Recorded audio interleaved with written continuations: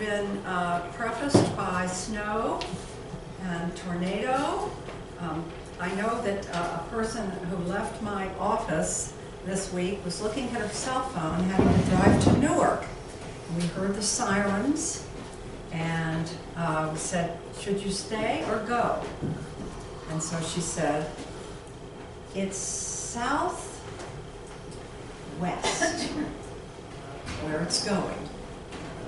I'm going north, east. So it landed. Did you hear where the tornado touched down? Grove City? Right next to... Three other places. And the other place? Three of them. There were three of them? There were four. Oh, for heaven's sakes. Yeah, one after one. I know that. Oh. Now, where was the one in Grove City? Where did that touch down? Do you know? I heard it was near the downtown and near the high school, which is kind of behind downtown there, and all kinds of damage. The senior center, somebody told me. Hoover Road. What's that? Yeah. Well, Senior she texted me that she got back to Newark, and I thought of you, Todd. Did you drive to Newark with those sirens going on? I did. I actually went out 70 a different way to through Buckeye Lake and said it was in Baltimore. So that was like right there by the side. Yeah. Oh, wow. When I walked from my office, I waited out the deluge. I had told her, you could stay in my office and you don't have to go. Oh, I can do it. But when I went out to get to the car, the water was up to my ankles out in the parking lot. So that was quite an experience, huh? And we were on the Weather Channel. Did you know that? Yeah, we made the Weather Channel. So here we are on a beautiful day with Peg, Margaret, Hanna, having raised how many children in Gahanna, Hanna? 6 Hannas in Gahanna. 6 Hannas in Gahanna, and she and her husband were both only childs. And when they were married, they said, we knew we wanted more than one child. and surprise, you had 6. Right. It shouldn't come as a surprise after a while. Yeah. Really, you ought to know what's happening. That's true. That's another one. So we were talking before that minute to 12, Peg and I, and I was saying, how is it that you learn to write so naturally? I love your answer. I said I love to play with words. Even when I was in school, in elementary school, you know, when they have the poetry contest, and then you get into high school and they have essay contests. I just love to play with words, and evidently was good at it. Hey, Brent. You know, isn't that a great way to look at it? Play with words. Did you ever have to write something and just kind of dread beginnings? Okay, you are an author. All right, tell us how that is a challenge for you. The first sentence. Here, why don't you take the microphone? The first sentence in your book is the whole thing. It grabs the hook for the entire reading. Get that first sentence in and set the plot, but everything else will follow. And to play with that first sentence. Is that great? Yeah. But every sentence has to connect to the next sentence, is what I look at it. And we're going to have you for Conversations and Coffee one of these days. You who is the author of children's books. Yeah. And in the Writer's Guild, okay, with Peg. And that's wonderful. Now that first sentence, tell us, what do you do with that first sentence? How do you play with it? Well, you have to start with an action, so to get your people interested in what's going to happen in the book. Also, I would say that the cover is important too. And I'll explain how my cover came to be and what I thought it should be, and how it's more attractive now than what I thought it was going to be. Ah, so as you get that manuscript out, the book, to sell it, and that's one of the things you're going to tell us about, you get a very attractive cover. Uh-huh. An eye catcher. An eye Eye catcher. Well, come and we'll be hot by what you're going to do. Would you like to sit down here? I think I'll stand. Oh, you know, do you mind holding that pen?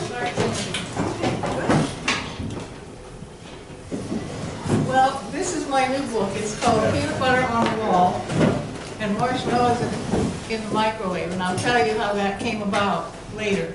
But again, I talked about the cover, how attractive it must be. It should attract your eye. And I noticed when I first saw the cover, I recognized the color of peanut butter in the waves, but I didn't recognize the top as the color of jelly. And I'm wearing my outfit today, my peanut butter and jelly outfit. But first, I'd like to talk to you about how this all started. I've always been a writer. My first book, I've been a children's writer. I wrote for Zaner Bloser for years. I wrote educational books. I'm a former teacher. Zaner Bloser? Pardon? Yeah, what was the company? Zaner Bloser, the educational Famous. publishing, yes. Uh-huh. I wrote children's stories for him, and I started out writing children's stories. But these two books are my first general audience books. My first book was Wild. It's a story of two girls growing up, me, an American, and a German lady. We wrote a book together about our years growing up and beyond. Her experiences in Germany, mine in America, were so completely different. We call this a contrasting memoir, not a comparative, it's contrasting because they were both so different. But when I published this book, I knew this book, I wanted Peanut Butter to be a different book, and I wanted to go with a different publisher. I went with Author House for a while. I was not happy with Author House. I was happy with the product, but not with the personnel. So I wanted to go somewhere where I knew people, and I went to Columbus Publishing, which is out of Zanesville, and Brad Paquette is the editor. I knew him, I had worked with him before on other stories, and he was a good personal contact. He was local, I could call him, I could send things whenever I wanted to, email, and I got answers.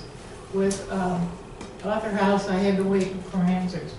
But the inspiration for this book, Peanut Butter and Marshmallows, came from my family. Again, this is a picture of when all 6 kids were home. One of the ones I could find. And I might pass that around so they can get Right. it to him. one of the reasons I wrote were, as was mentioned, Bill and I are only children. And so all the fascinating things that the kids did and frustrating things that the kids did, we wanted to share them. For, I think one of the cutest stories that I wanted to share and then just kept writing after that was, we had bought a sofa bed for grandmas when they came to stay with us. Come on in. Oh, yeah. And Here. Lee was, our oldest was about 3 years old at the time. And a couple days later, I saw him just walking around his couch. And I said, Lee, what are you doing? And he said, looking for Grandma. The couch was for Grandma. Where was she? Also in my book, I add some of my reflections after chapters pertaining to the same subject. So this is called The Flu. This is one of my reflections. Help me to be patient with the patient, Lord. She has the flu again. I know others in the family will follow. We make weekly visits to the doctor and the pharmacy. Give me strength to make one more trip upstairs to the sick room and be cheerful. Help me to remember it's not her fault she's sick. She looks so pitiful, my heart melts at her weak smile. Help me read one more story, do one more puzzle, give one more bath, play dolls one more time. Let me forget my tiredness and help her, and it's only noon. The material for my book came not only from our experiences as we lived them, but from our parents. Since we were both only children, our children were their only grandparents. So I would write weekly letters, and these were some of the letters they wrote back, and then my mother-in-law saved some of my letters and sent them back to me. So I used these as sources for the instances in the book. But then I knew I had to have a different way of presenting this because there are other people who wrote about raising families. How was I going to do this that would be any different? So I decided I would talk about stories or things that happened in the different rooms of the two houses we lived in.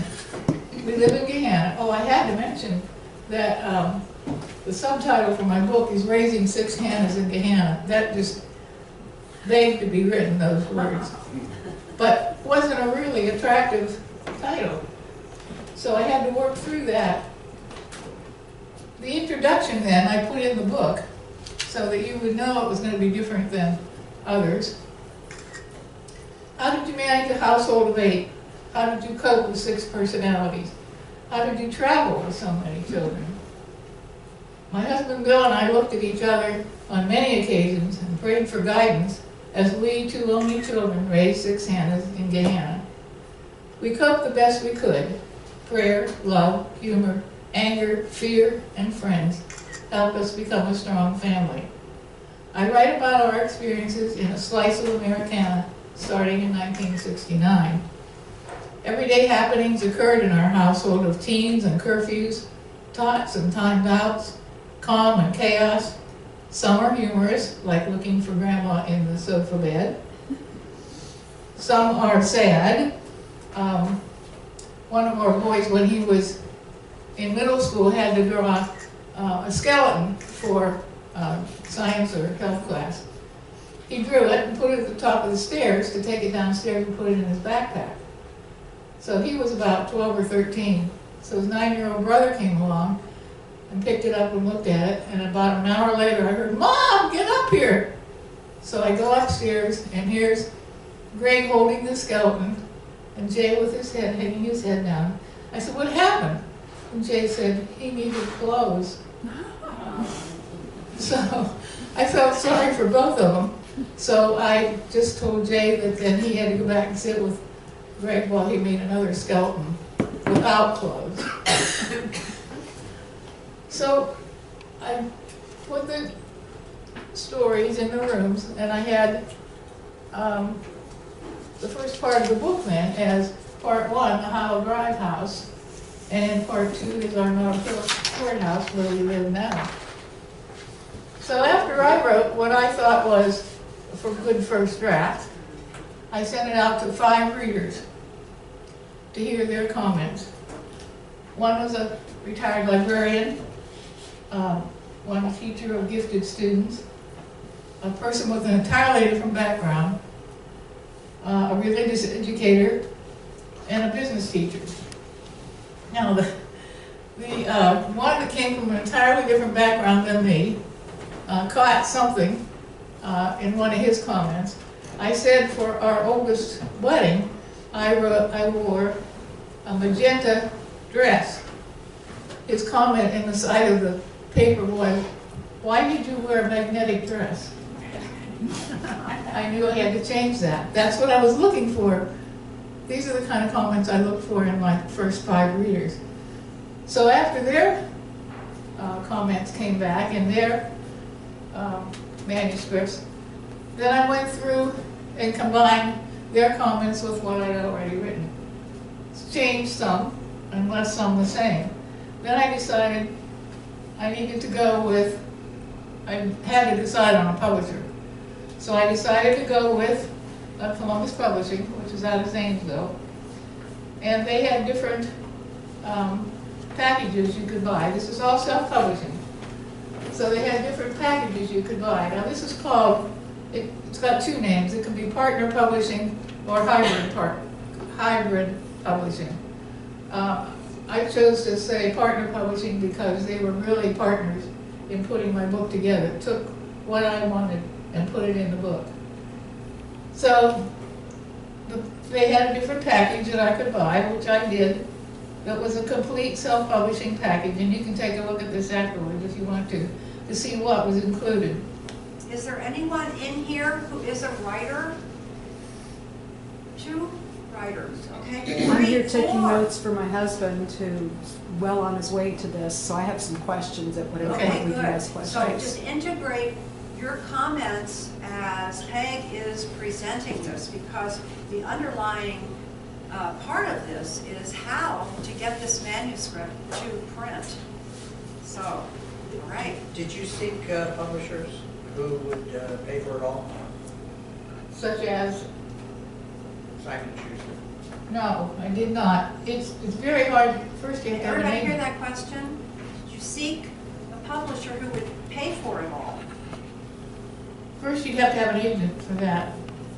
An agent then has to sell your book to a publisher, and then you wait for what can happen then. That's an awful long process. I went with self-publishing because it's not easy, but it's quick. I can have my book published and not have to wait around for someone else to make a move.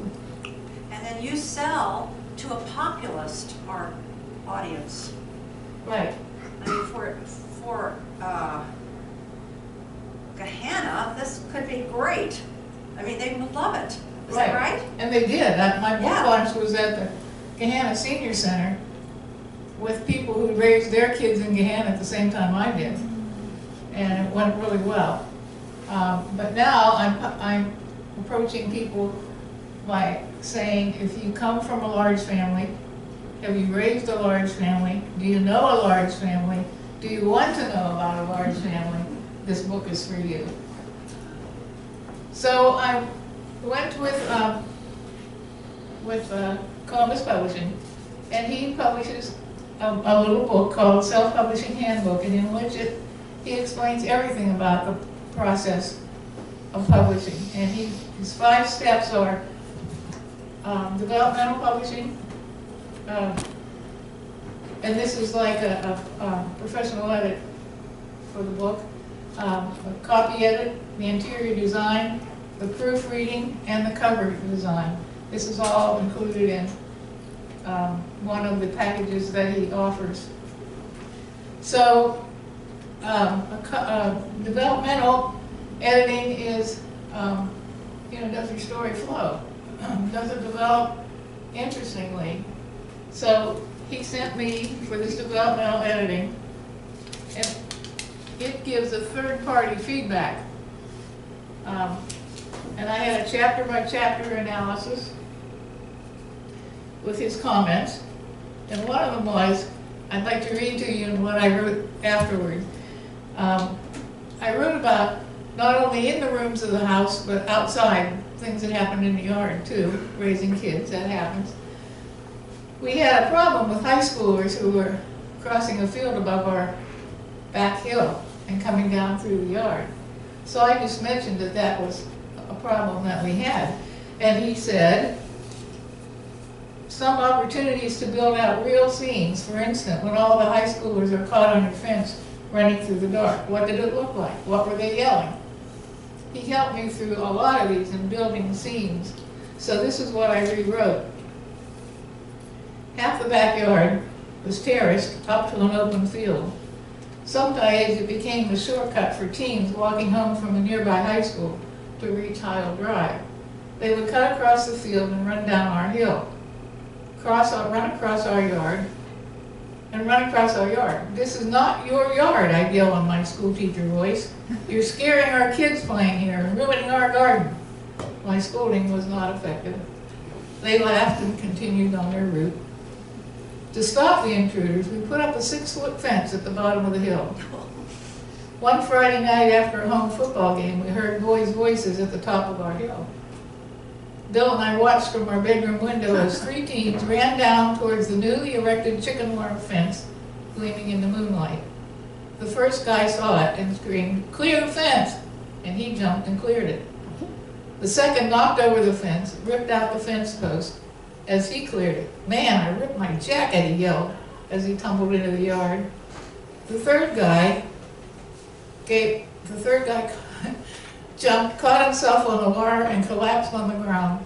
He gave a blood-curdling scream. "My balls!" he screamed. The boys picked him up, helped him limp through the yard, and we heard them as they went past our window. "This isn't worth it anymore." The word got around about our killer fence, and no more high school How Drive route. Bill and I smiled. We had our backyard back.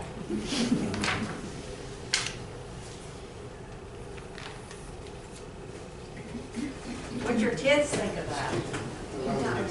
The kids have read it, and I gave them each a chance to read it before it was published. And some of them wrote comments on the side. One was a very sad situation that happened.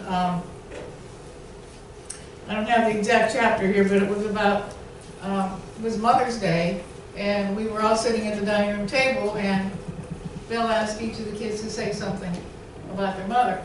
And one guy said, "Well, if you can't say anything nice, don't say anything." And I left the table in tears and spent the rest of the evening in the backyard sitting on a picnic bench wondering what kind of mother I was. So when I finally came back in about midnight, I fell into Bill's arms just sobbing. And he said he'd spoken to the child and said, let's see, he asked him to apologize. So the next day he said, the child said, "Well, I just heard that phrase at school and I wanted to use it." Just heard the phrase?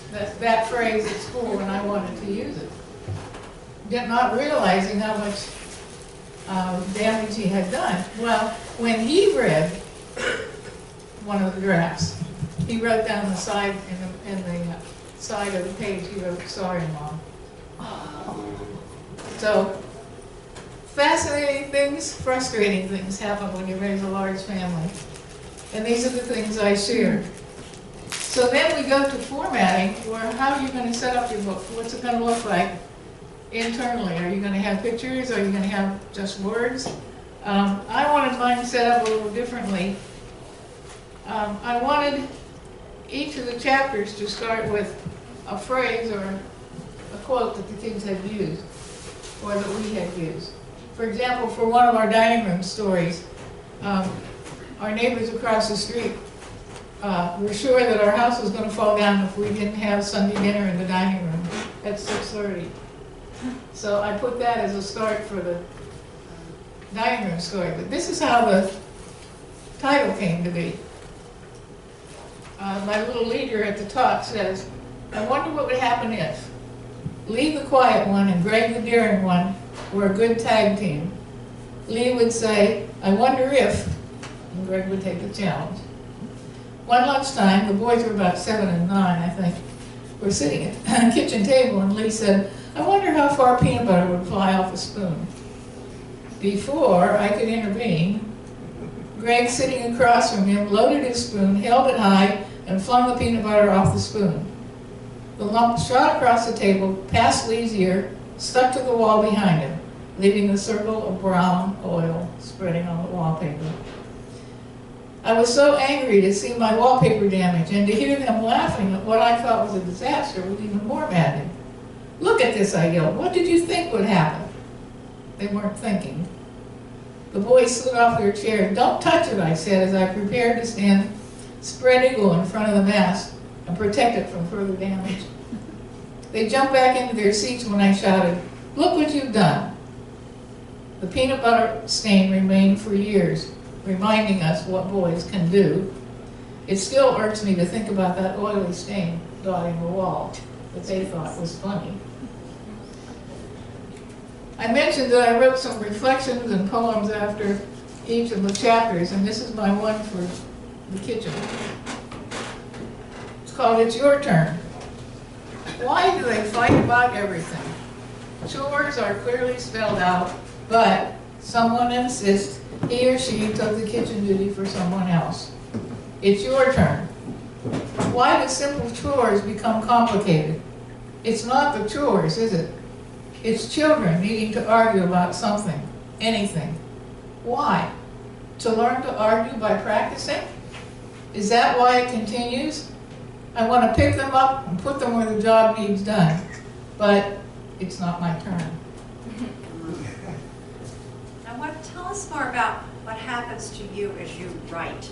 You know, as we would talk about what happens to a painter with the easel. When you go to write this and create it, is that sequential when you play? Or do you start in the middle and play around it? I sort of started. Taking that as an example. Sort of the happening, you know, but as I'm writing, I'm seeing this in my mind. So this is what I'm writing. I saw the peanut butter shoot across, not only shoot across the table, but right past Lee's ear, you know, and onto the wall behind him. And anybody that knows peanut butter knows it's oily, and on the wallpaper it's going to spread, and it did. I can shut my eyes and still see that. And still see how angry I was with the boys, but they weren't thinking. They were just following what they thought might be a good idea. What'd you do with the anger? I probably yelled at them because Is that included in that at all? no, my image of spread eagle in front of the oil stain, trying to keep it from spreading, was kind of silly, but it made me feel better that I was doing something. So then you could write about it. And you know, it causes me to remember around the Thanksgiving table when whipped cream was just coming in the canisters. Do you remember that? Okay, great. And we had pumpkin pies in the kitchen, and everything was ready for Thanksgiving. My brother and I were always into all kinds of stuff in a family of just 4. And so Timmy and I got going with the canisters. And we couldn't believe it. We started shooting whipped cream at each other. And I was about 6 and he was about 3. And we had a wonderful time, but not realizing what we were doing. I mean, as in the peanut butter. Now, I should be writing this up for the legacy of the family. So around the table, as we are praying in Thanksgiving, my father says, you know, thank you, God, for this beautiful Thanksgiving meal and this pumpkin pie. But we can't thank you for the whipped cream because there isn't any. But we do thank you for, and he named his 2 children. And I wonder, like you were saying, I was angry. He probably was going, what happened to the whipped cream? But you just go back to family, around the table? And I can hear that in some of your writing, that you go through it and then you write it and you don't even say how angry you were. That's beautiful. But do we all kind of know it? I hope so. Isn't that great? That's wonderful, because that gives kind of a character to your writing. Because this human being writing this, what must she have been going through with this peanut butter? One of the other, in the introduction, in the later introduction, I mentioned that some of the experiences were hair-raising. One of them was the 2 older boys were, I think they were in high school at this time. And the youngest was still a baby. And I walked past the older boys' bedrooms and I saw motion in the upper part of the doorway. And so I turned around and walked back again and I saw this motion again. So the 3rd time I went into the room and here were the 2 boys. One bed came out from this wall, one bed came out from this wall, and they were tossing the baby back and forth. I ran into the room screaming, my baby, this is not a toy. And so I grabbed the baby, sat on the baby's giggling. I mean, so I sat on the floor and I started crying. I was so scared and I was shaking, and the baby started crying too. And the boy said, what's the matter, Mom? We've done this with all the babies.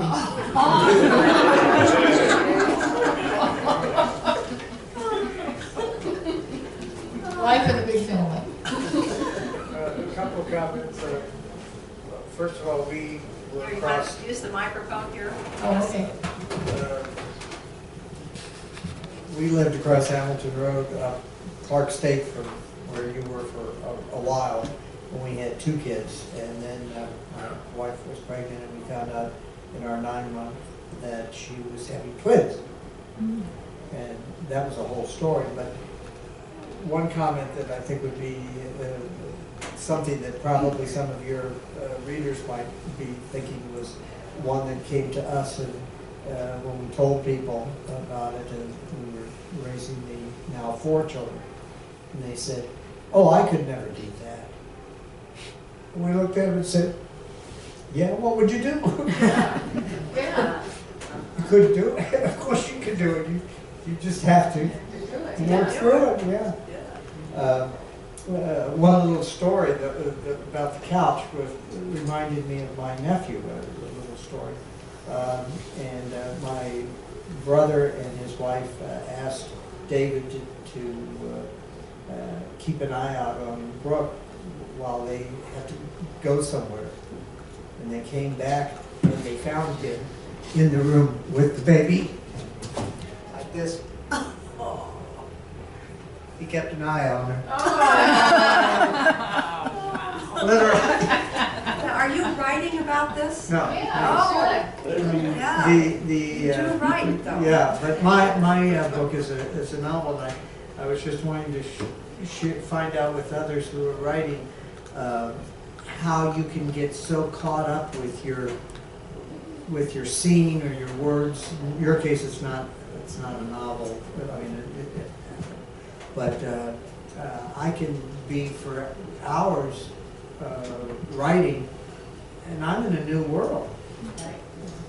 And I don't know if I don't know if you can do that with a child's book or what, but in writing, I'm there. right. Just like you were there with the peanut butter. Right. You know, I'm in that place, and Yeah. having completely transcended from where I'm sitting in a chair to being in the scene that I'm writing. And the You want to give us idea, your name? Give us your name. Arnie White. And we the have idea another is to author get, here who wants to say to something. get that same feeling across to your reader.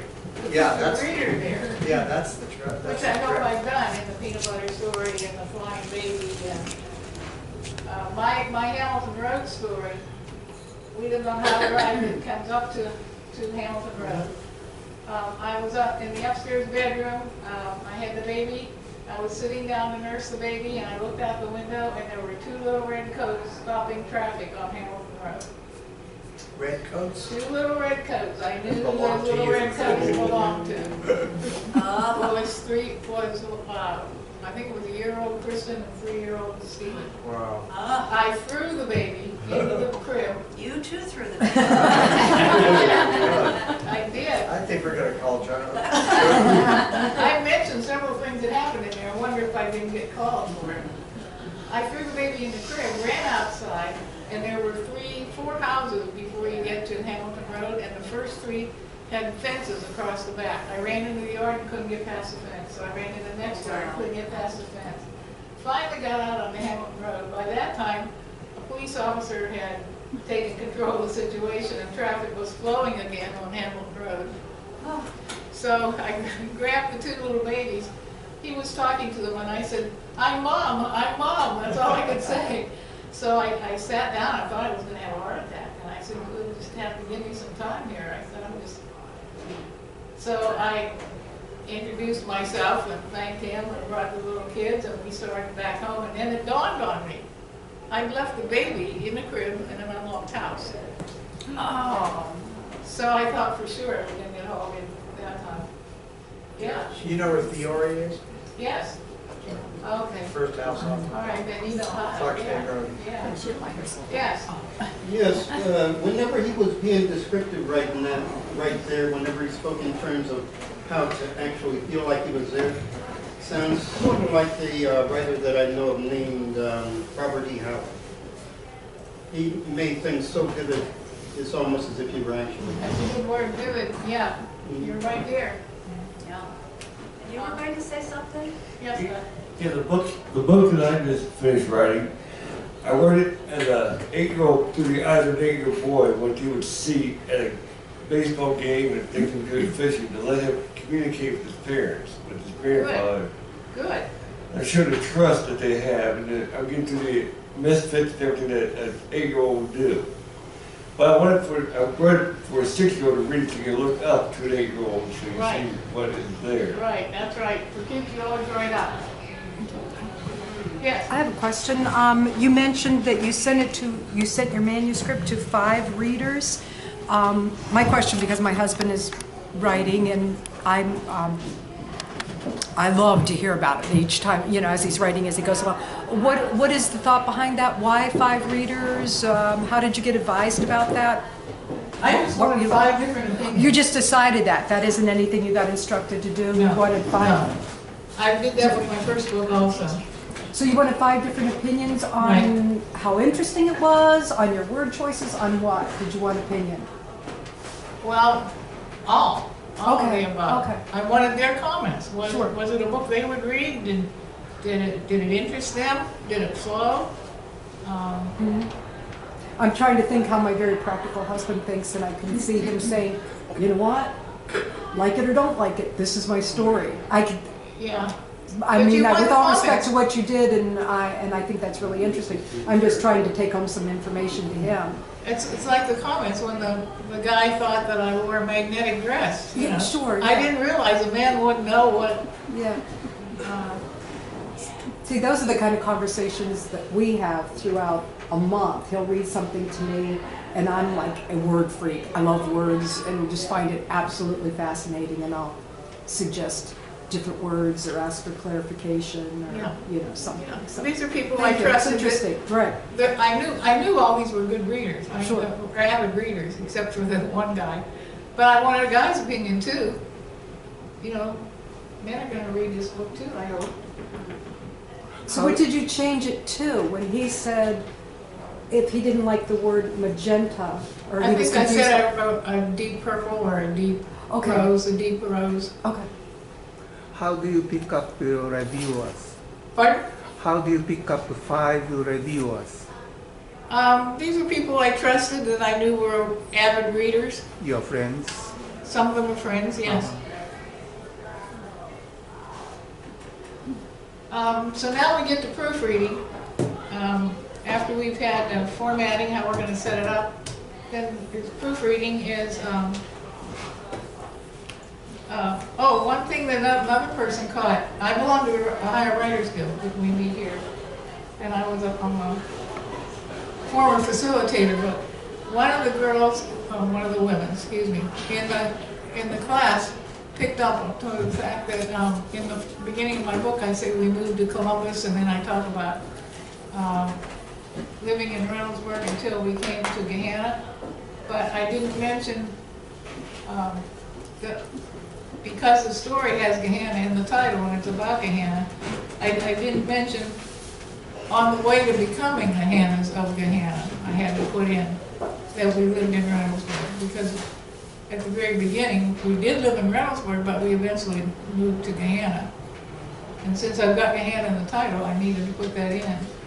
My first chapter starts out with, if you can say banana, you can say Gahanna. That was a t-shirt in the 1970s. And the reason I put that in is because I wondered if my title was only Raising 6 Hannas in Gahanna, who in San Francisco were going to read about 6 Hannas in Gahanna, or even know what Gahanna was. So I started out with this t-shirt, and my first chapter starts, your name is what? I was ordering an item by a catalog by phone. And you live where? I heard the person on the other end snicker. Let me get this straight, the male voice said. Your name is Mrs. Hanna. I nodded as if he could see me. And you live in Gahanna. More snickers. On how to drive. An outright guffaw. Are you kidding me, Mrs. Hanna from Gahanna? No, I'm not, I said in my school teacher voice. So I start out right away letting you know what Gahanna is, even if you're from San Francisco or wherever. Proofreading checks all the facts. I mentioned that Lee and I watched the first Sesame Street. I had to look that up and make sure I had the right dates for that. We watched Mr. Rogers. I had to find dates for that. I also mentioned that Lee's favorite toy when he was little was the Fisher-Price barn. that when you open the one door, it moves like a cow. I had to make sure that was really, how old that was. Was it something new at the time? So proofreaders had to go through and check my dates. So finally, this is what I saw as the title for the book, which is kind of bland. But that was my thought. You want to pass that around? Even when I put the title. Was that your suggestion for the cover? That was my suggestion for the cover. Oh, I have to come to the title first. Let me get to the title first. I said I belonged to the Higher Writers Guild. Well, I would read sections of the book to the people in the group and they would give me comments. And I read the section about the peanut butter on the wall. I read the section about the marshmallows in the microwave. And one of the ladies said to me, I told those stories to my husband, and she said he laughed like I've never seen him laugh before. And I thought, that's my title. And also, in Brad's book, he says, you know, go big or go home. So I took a chance, and that's my title. So what I tell people is, I'll tell you how peanut butter got on the wall, but you have to buy the book to find out what happened to marshmallows in an arm microwave. So now your title's coming around, or title page, excuse me, cover. And then this is what eventually became the cover, which is much more attractive, much more eye-catching, and something I didn't think about. But the design person from Columbus Publishing came up with this. Everybody see that? Can you see that? So then, after I've got a cover, I've got a book, then I have to promote it. And these, we wrote, this is more of a promotion piece that I wrote. Peanut butter on the wall, marshmallows in the microwave. Memories of raising 6 heads in Gahanna appeals to anyone who grew up in a large family, is raising a large family, knows a large family, or wonders about a large family. These memories are a collection of stories with 2 only children who raised and matured with their ever-changing family of 5 boys and 1 girl, starting nearly 50 years ago. I, the author, take the readers through rooms of our 2 homes, revealing happenings in those rooms, from flying peanut butter, flying babies, and a flying angel. Some happenings are funny, some are sad, some are hair-raising. Many readers can relate to, I didn't do it. That was a person that lived in our house. He was called, I didn't do it. Stop it. And it's my turn. Each chapter is followed by a reflection, such as, does anyone have a life without photos on the fridge? I can't see the rug, or reading with grandma. And then I give my bio. I want to read something. Tell us something in your bio. Something in my bio. I'm a former teacher. As I said, I wrote children's books for Zana Bloser. I graduated from Grove City College in Pennsylvania. There is such a place in Pennsylvania. Teachers. I did my graduate work at the University of Pittsburgh and here at the Ohio State University, all in writing. And then, I don't know if you know about Program 60 at Ohio State. I audited classes, writing classes.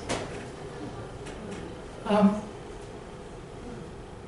a member of National Higher Writers Guild and National League of American Pen Women. And we still live in Gahanna. My husband's a model railroader. Our basement is full of trains. We cannot move from the house we live in now. And the kids know that. But I'd like to end with, this is from the first person, Saturday's Dispatches. A person had written this article, but he said, as a child I often wondered why my grandparents told family stories so many times over. What I didn't realize then, that I do now, is how family lore and legend, reiterated and instilled over time, forms the bonds that constitute a family.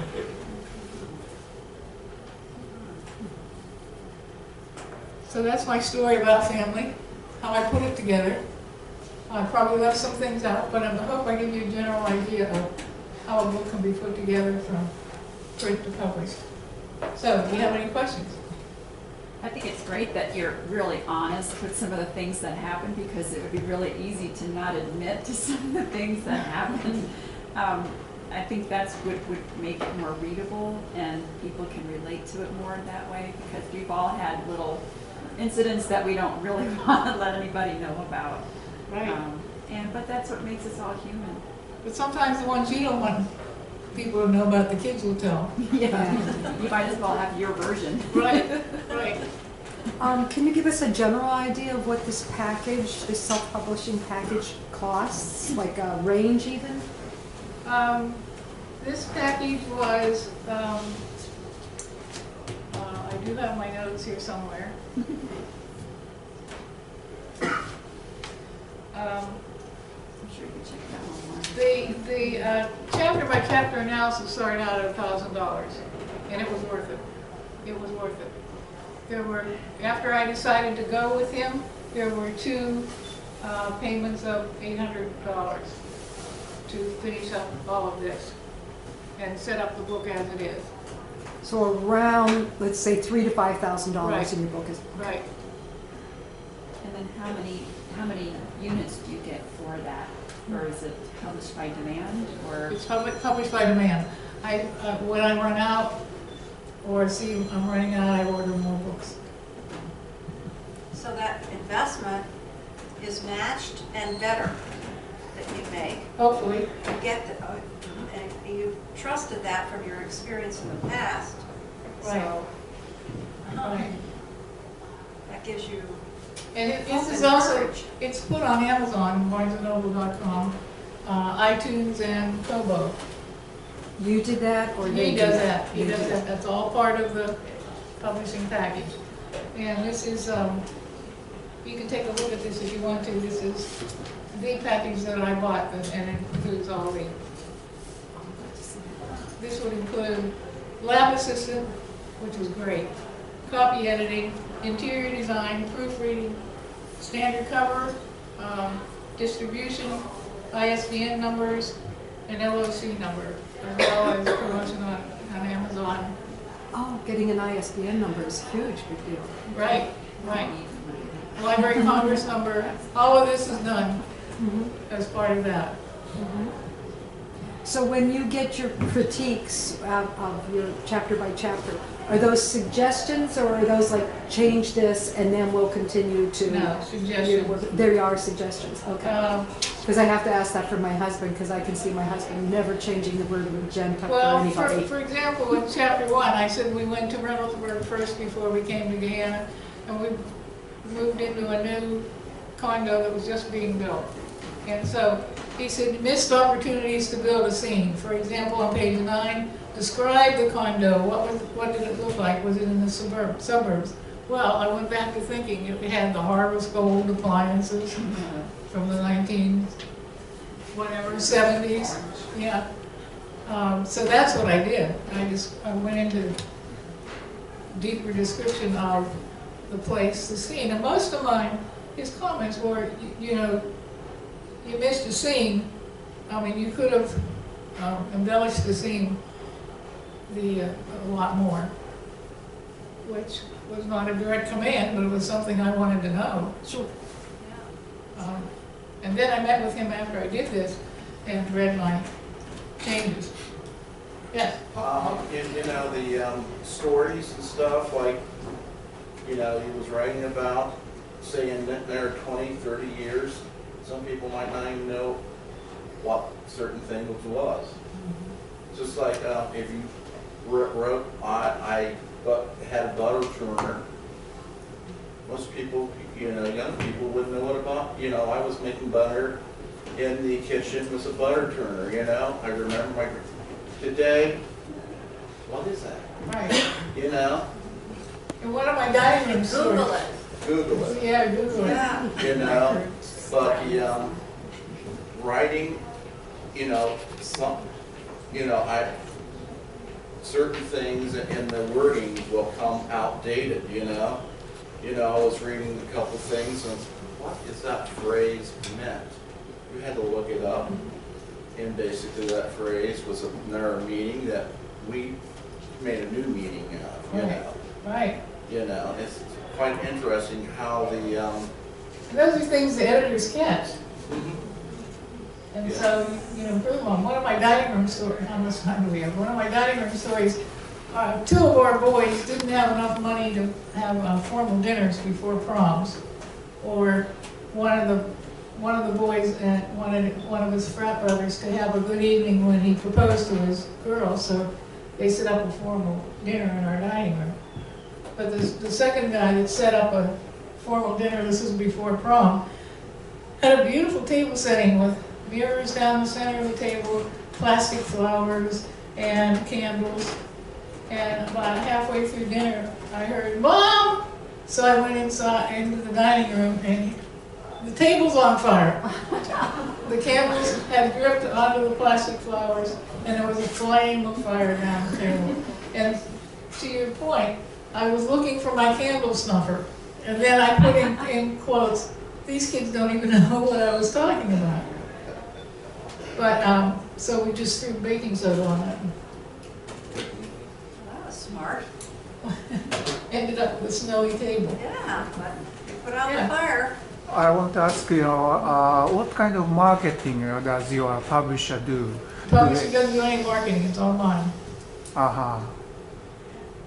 And do they help, you know, advertising and selling in other countries in Europe? That I don't know, because they have, my book is listed on their website.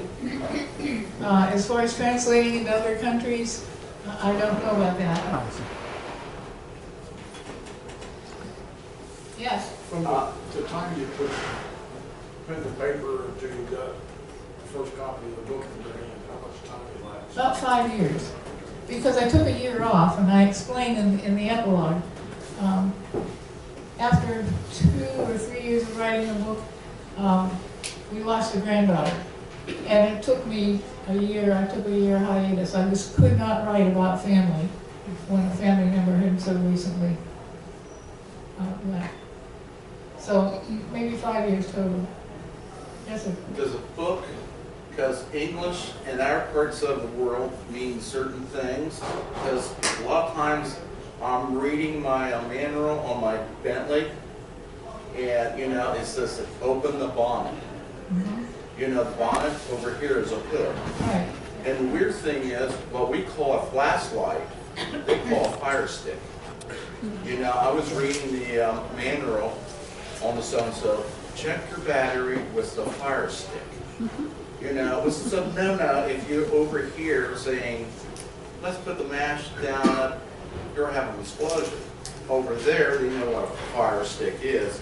We're interpreting this fire stick as a mash. Does the editor will transfer certain words to certain countries? I would think they would.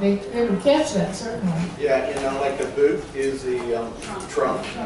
Yeah, you know, it's a lot of words that, you know, we would be offended by, but it means another meaning over there. That's what your copy editor catches and would give an explanation. Yeah, you know, like over in England, you know, that's where the one card comes from. And it's just a lot of interesting words that we do a whole nother thing to. Hey, thanks.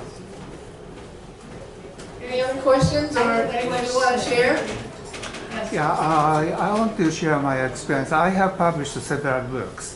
And before I retired, I was able to publish from major publishers, and they were willing to publish whatever I proposed. After the retirement, the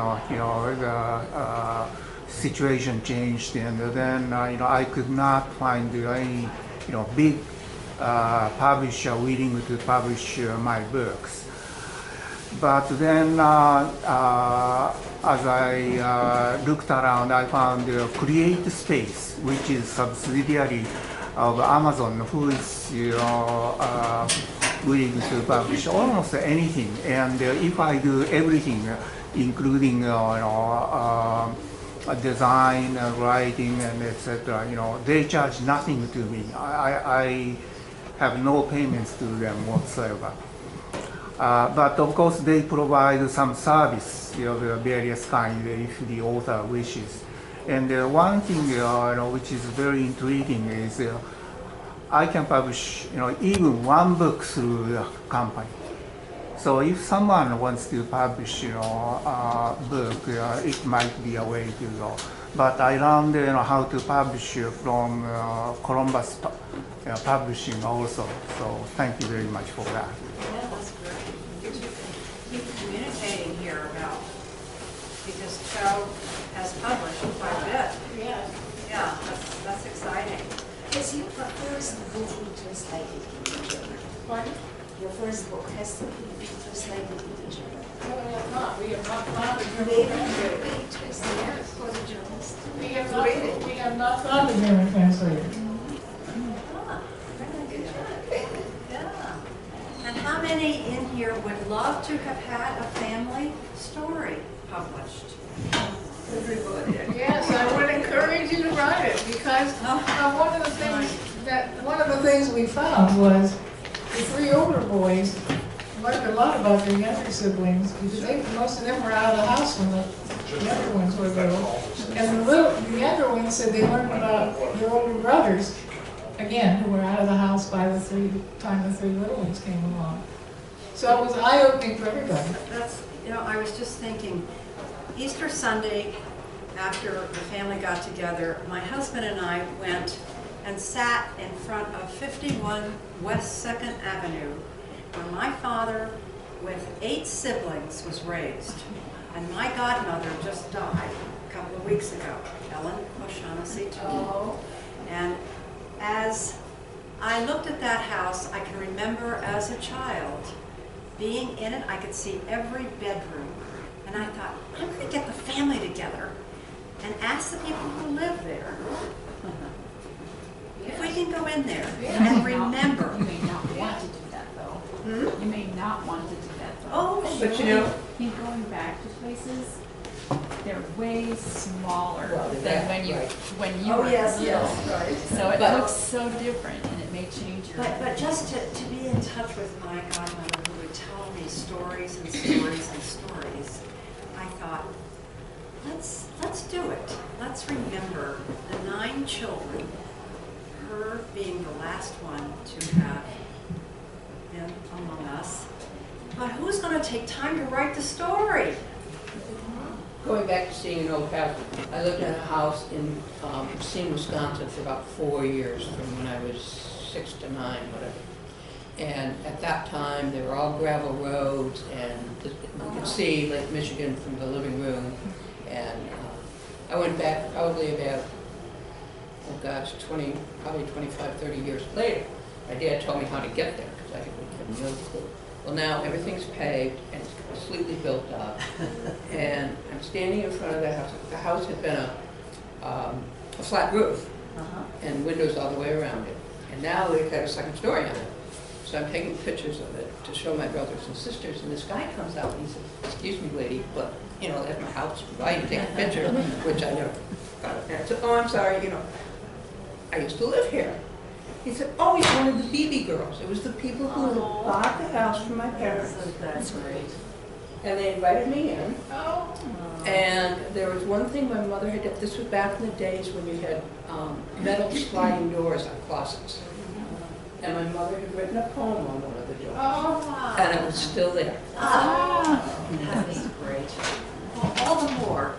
And thank you for calling us to such stories. I would imagine if we had another Conversations and Coffee, we could just be storytelling about being raised by... And write your story so your family knows. Take the time to do that. Knows your background. And play with the words rather than think paragraph by paragraph and all that. Let the editors help you with that, right? I'm going to put all of our Christmas letters together, because I write a pretty substantial Christmas letter, but it has funny things that happen throughout the year. And you know, I kept pictures that were from each year. So it would be more for our family. I don't know that I would publish Big it. Christmas present some year. Yeah. Oh, yeah.